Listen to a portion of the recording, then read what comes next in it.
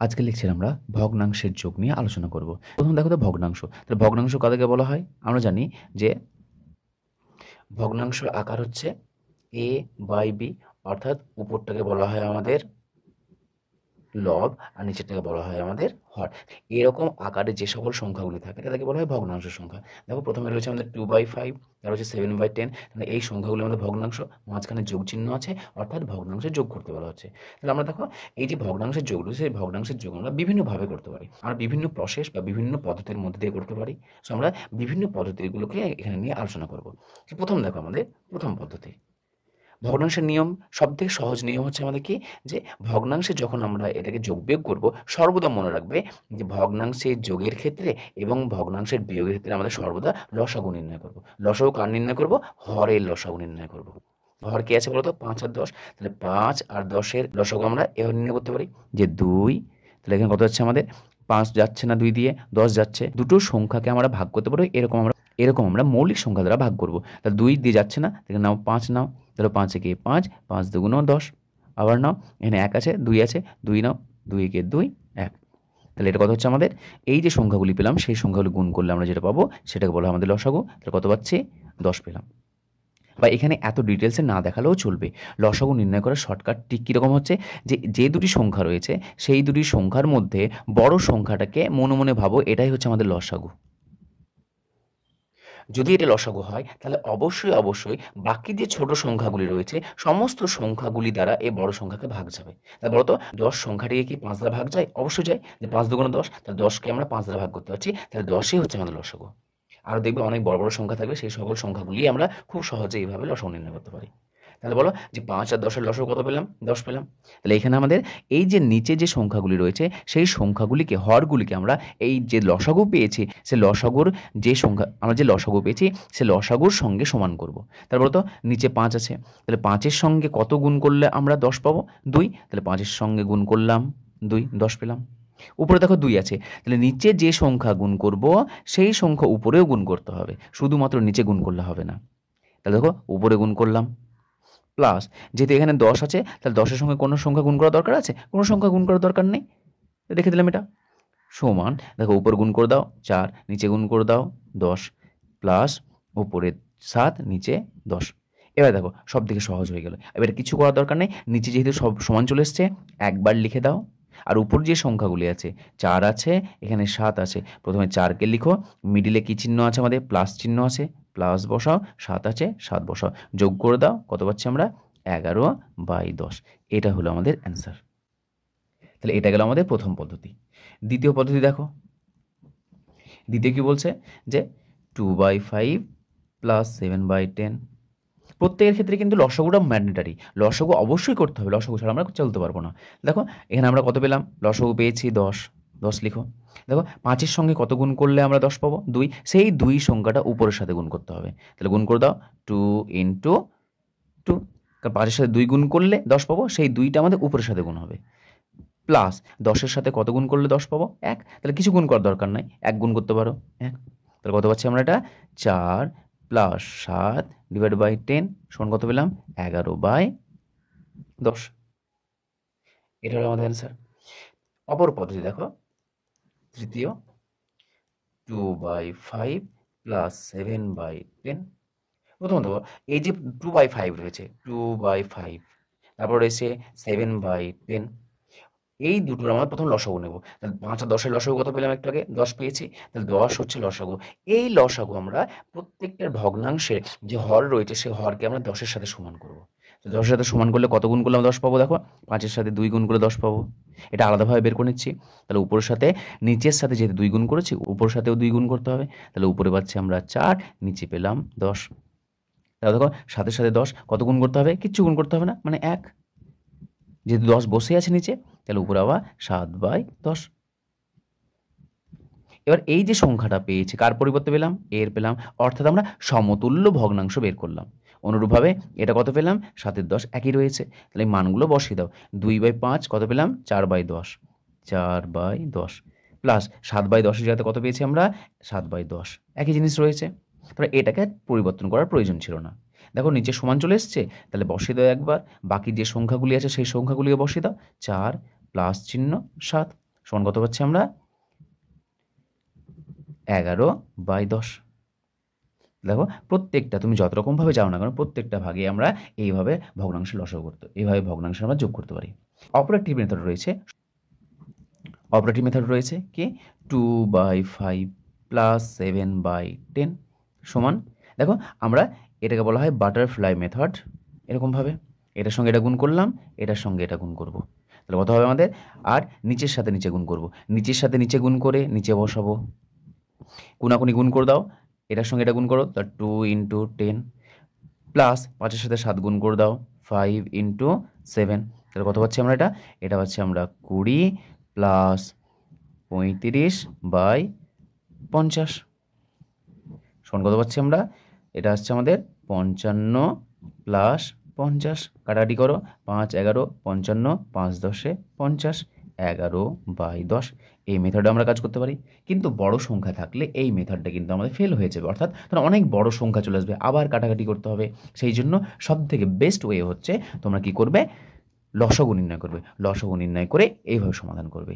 এই মেথডগুলির মধ্যে প্রত্যেকটা মেথডের মধ্যেই দেখো আমরা সর্বদা আমরা 11/10 অ্যান্সার পেয়েছি, সর্বদা 11/10 অ্যান্সার পেয়েছি। কিন্তু এই মেথডগুলির মধ্যে যে মেথডটাকে তোমাদের সহজ মনে হবে সেই মেথডটা নিয়ে ভগ্নাংশে যোগ করবে। কিন্তু শেষের যে মেথডটা বললাম এটা ছোট সংখ্যার ক্ষেত্রে প্রযোজ্য, কিন্তু বড় সংখ্যা হয়ে গেলে তখন এই সংখ্যাটা আরও অনেক বড় চলে আসবে, আবার শেষে কাটাকাটি করতে হবে, সেজন্য অ্যাভয়েড করবে এই মেথডটাকে। বাকি উপর যতগুলো করেছি প্রত্যেকটার ক্ষেত্রে আমাদের কী করবো, লসাগু নিয়ে আলোচনা করব। লসাগু অবশ্যই নিতে হবে যোগ অথবা বিয়োগের ক্ষেত্রে। তো দেখো আমাদের ভগ্নাংশ দেওয়া আছে এটা, তাহলে আমাদের ভগ্নাংশের 1 3 ও 4 এই যে আমাদের হর রয়েছে 1 3 4 এদের লসাগু নির্ণয় করতে হবে। লসাগু কত হবে, লসাগু হবে 12 আমাদের, 1 3 ও 4 লসাগু হচ্ছে আমাদের 12। অর্থাৎ 12 কেন, আমরা সর্বদা বলেছিলাম শর্টকাট নিয়ম কি, যে বড় সংখ্যা রয়েছে, বড় সংখ্যা কে রয়েছে 4 রয়েছে। আচ্ছা 4কে বলো তো, 4কে আমাদের মনে মনে ভাবো লসাগু। 4কে যদি লসাগু হয় 1 4কে ভাগ করতে পারে, 3 কিন্তু 4কে ভাগ করতে পারে না, সেই জন্য 4-এর ঘরে নামটা পড়বো, তাহলে 4 একে 4, 4 কিন্তু যাচ্ছে না ভাগ, 4-এর সঙ্গে 2 গুণ করো, 4 2 8। আচ্ছা দেখো 8 1 দ্বারা তো যাচ্ছে, 3 দ্বারা যাচ্ছে না, আবার 4-এর সঙ্গে গুণ করো 3, 3 4 12। দেখো এই 12 4-এর সঙ্গে 3 দ্বারা ভাগ যাচ্ছে, 1 দ্বারা ভাগ যাচ্ছে, আচ্ছা 1 দ্বারা তো যাবেই, সেই জন্য 12 হচ্ছে আমাদের লসাগু। অথবা লসাগু 1 3 4, যে ওল্ড মেথড রয়েছে, পুরাতন পদ্ধতি রয়েছে, সেই পুরাতন পদ্ধতি অবলম্বন করতে পারো।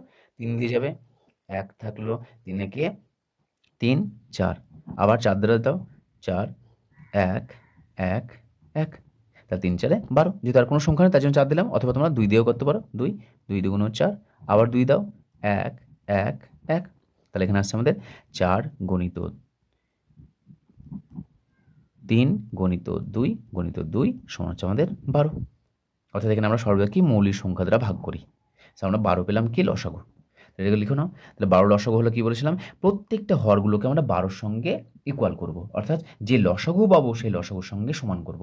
তাহলে দেখো 1 আছে, আচ্ছা বলো তো 1-এর সঙ্গে কত গুণ করলে আমরা 12 পাবো, 1-এর সঙ্গে 12 গুণ করলে 12 পাবো, যে 12টা গুণ করেছে হরের সঙ্গে সেই 12 আবার আমাদের উপরের সাথে গুণ হবে, তা 2 গণিত 12 প্লাস, দেখো নিচে আছে 3, 3-এর সাথে কত গুণ করলে 12 পাবো, 4, 3 4 12, সেই 4টা উপরের সাথে গুণ হবে, উপরে আছে 1 তার সঙ্গে গুণ হলো 4 প্লাস নিচে আছে 4। আচ্ছা বলো তো 4-এর সঙ্গে কত গুণ করলে 12 পাবো, 4-এর সঙ্গে 3 গুণ করলে 12 পাবো, 3 4 12, এই 3টা উপরের সাথে গুণ হবে, 1 গণিত 3 সমান, গুণ করে দাও, তাহলে 12 এটা আসছে আমাদের 24 প্লাস এটা আসছে আমাদের 12, এটা আসছে আমাদের 4 প্লাস এটা আসছে আমাদের 12, এটা আসছে আমাদের 3।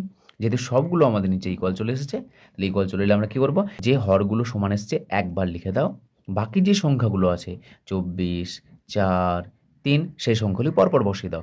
24 কিন্তু চিহ্ন বসাতে হবে, এরপরে কি চিহ্ন বসাবো, প্লাস চিহ্ন আছে, প্লাস 4 বসিয়ে দাও, তারপরে প্লাস চিহ্ন আছে, প্লাস 3 আছে, 3 বসিয়ে দাও, যোগ করে দাও, তাহলে 24 আর 4 28, 28 আর 3 31, তাহলে 31/12, তাহলে এটাই হচ্ছে আমাদের নির্ণয় অ্যান্সার। তো দেখো 3 + 5/6 এটা যোগ করতে বলেছে, তাহলে আমরা জানি যে ভগ্নাংশের যোগ যখনই নির্ণয় করবো আমরা, সেক্ষেত্রে আমরা কী বলেছিলাম, সর্বদা আমাদের ভগ্নাংশের যোগ নির্ণয় করার জন্য লসাগু বের করতে হবে। কার কার লসাগু বের করতে হবে, যে সকল হরের সংখ্যাগুলি রয়েছে। দেখো 5-এর নিচে 6 হর রয়েছে, কিন্তু 3-এর নিচে কিছু নেই, 3-এর নিচে কিছু নেই মানে 1 আছে না 0, 1 আছে, 0 কখনো বলবে না, তাহলে 1 রয়েছে, অর্থাৎ 1 এবং 6 এর লসাগু, তাহলে 1 এবং 6 এর লসাগু কত হবে আমাদের? সর্বদা 6 হবে, যেহেতু 6কে আমরা 1 দ্বারা ভাগ যাচ্ছে, অর্থাৎ 6 হচ্ছে লসাগু। 6 যদি লসাগু আসে, তাহলে আমরা বলেছিলাম প্রত্যেকটা সংখ্যাগুলিকে আমরা কি করব, নিচে যে হর রয়েছে সেই হরগুলোকে 6 বানাতে হবে। দেখো 1-এর সাথে কত গুণ করলে 6 পাবো বলো? দেখো 1-এর সাথে আমরা যদি 6 গুণ করি তাহলে 6 পাবো, সেই 6টা অবশ্যই লবের সাথে গুণ হবে, 3 গুণিত 6 প্লাস, দেখো এখানে 6 অলরেডি বসে আছে, তার মানে একে আর পরিবর্তন করা দরকার নেই, যা আছে রেখে দাও। এটা গুণ করো, কত হচ্ছে? 3 6 18, নিচে আসছে 6 প্লাস এখানে আসছে 5/6। এবার যেহেতু এটা আমাদের ইকুয়াল হয়ে গেছে, অর্থাৎ 6 6 হয়ে গেছে, একবার লিখে দাও 6। 18 রয়েছে, একে বসিয়ে দাও, প্লাস চিহ্ন আছে প্লাস বসাও, আর 5 রয়েছে 5 বসাও। এক্সামে কিন্তু এভাবে গোল গোল করবে না, জাস্ট তোমাদের বোঝার সুবিধার জন্য আমি করছি। তাহলে যোগ করলে কত আসবে আমাদের? 18 আর 5-এ 23/6। এটা হচ্ছে আমাদের অ্যান্সার। অপর প্রসেস একটা রয়েছে, অপর পদ্ধতি রয়েছে কীভাবে, যদি আমাদের এরকম সংখ্যা থাকে যে 3 + 5 + 6, অর্থাৎ এরকম সংখ্যা থাকে, মানে কোনো একটা সংখ্যার নিচে কিছু নেই, অর্থাৎ একটা ভগ্নাংশ রয়েছে আর একটা পূর্ণ সংখ্যা রয়েছে। তাহলে এরকম যদি হয়, তাহলে দেখো ভগ্নাংশ কে রয়েছে? শুধুমাত্র 6 রয়েছে, 6কে বসিয়ে দাও। এবার কোনাকুনি গুণ করে দাও, এটার সঙ্গে এটা গুণ করে দাও, তাহলে 3-এর সঙ্গে 6 গুণ করে দাও, তাহলে 3 × 6, প্লাস চিহ্ন আছে প্লাস বসাও, আর 5-এর সাথে কাউকে গুণ করার দরকার নেই, 5 রেখে দাও। তাহলে কত হচ্ছে? এটা আমাদের 3 6 18 প্লাস 5 /6। তাহলে কত হচ্ছে? সেম একই অ্যান্সার আসবে, দেখো 18 আর 5-এ 23/6। দেখো এখানেও 23/6 পেয়েছিলাম, এটাও 23/6। তাহলে এটাকে অ্যাপ্লাই করতে পারো। আর এই যে কনসেপ্টটা, সেই কনসেপ্টটা যে কোনো ভগ্নাংশের যোগের ক্ষেত্রেও প্রযোজ্য হবে, বিয়োগের ক্ষেত্রেও প্রযোজ্য হবে। তাহলে তোমরা এটাকে এই পদ্ধতি অবলম্বন করতে পারো অথবা এই পদ্ধতি অবলম্বন করতে পারো, কিন্তু এই পদ্ধতি তুমি যোগের ক্ষেত্রে এবং বিয়োগের ক্ষেত্রে যে কোনো ভগ্নাংশ, শুধুমাত্র দুটো না, 2, 3, 4 যতগুলো ভগ্নাংশের যোগ থাক অথবা বিয়োগ থাক না কেন, খুব সহজে আমরা এই পদ্ধতি অবলম্বন করে তার সমাধান নির্ণয় করতে পারি। তো দেখো দেওয়া আছে আমাদের 11/12 আর দেওয়া আছে 4/9। এখানে হর রয়েছে আমাদের 12 আর 9, এর লসাগু নির্ণয় করতে হবে। তাহলে কত আসবে আমাদের? সর্বদা আমরা মৌলিক সংখ্যা দ্বারা ভাগ করব, 2 দিয়া এটা যাচ্ছে কিন্তু 9 যাচ্ছে না, 3 দ্বারা দেখব, 3, তাহলে 3 4 12, 3 3 9 যাচ্ছে। আবার এটাকে মৌলিক সংখ্যা দাও 2, তাহলে 2 2 4, এটা 3, আবার 2 দাও, 2 একে 2, এটা হচ্ছে আমাদের 3, আবার 3 দাও 1 1, নিচে 1 1 চলে এসছে। এই যে সংখ্যাগুলি পেয়েছি সেই সংখ্যাগুলো গুণ করে দাও, কত পাচ্ছি আমরা? 3 × 2 × 2 × 3।